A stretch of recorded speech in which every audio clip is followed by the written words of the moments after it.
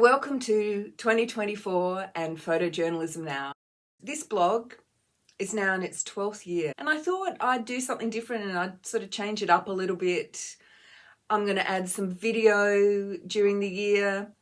I might play around with some podcasting, and I just want to get some feedback too. It'd be great if you can let me know what you think about the blog and what kinds of things you would like to see. Photojournalism continues to be a really interesting, evolving space, and the definition of photojournalism continues to change and evolve. Of course, we've got so many things to think about now with AI and how that's going to impact this idea of the photograph as visual evidence.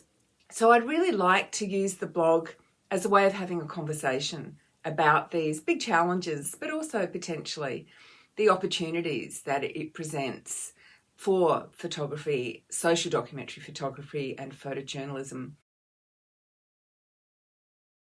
This week I'm going to share some images from a Melbourne photographer, photojournalist Mark Forbes. He has a new book out called Collected Memories, and he's going to be launching his book at One Star Gallery in West Melbourne on Saturday the 3rd of February at 3 o'clock, and I'll post those details on the blog as well. And I also wanted to talk to you just really briefly about Lee Miller. So I went and saw the Lee Miller exhibition at Heidi Gallery here in Melbourne. I saw it on the weekend and it's on until I think about the 14th of April. And it is one of the most immersive, beautiful exhibitions I've seen in a long time.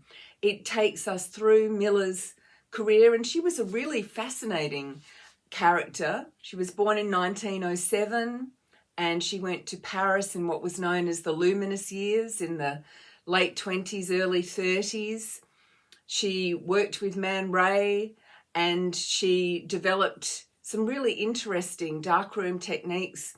She was both a documentary photographer, an artist, a surrealist, but also a photojournalist. She covered the Second World War. She was one of the few female photographers to cover the liberation of the Nazi concentration camps, and she also was on the front line. Miller was really experimental and she was a free spirit, and some of her photography is incredibly avant-garde, and I really love the way that she composes her images, particularly her found moments on the street in Paris. I love the way that she uses the human body as part of the landscape, the way she frames buildings, windows, what she sees through windows, rather than following a more formalistic landscape approach.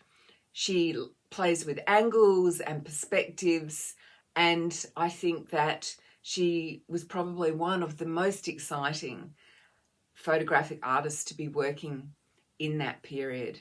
So I invite you to go out to Heidi Gallery and have a look at the Lee Miller exhibition. And of course I was compelled to buy the book, and as you can see I have lots of photo books and I'm delighted to add this one to my collection. And that's one of the things that I'm going to do during the year too, is just pull a book off the shelf and talk to you about that book, how I came to own the book. I've had great opportunity to meet a lot of the photographers of the books that I ended up purchasing.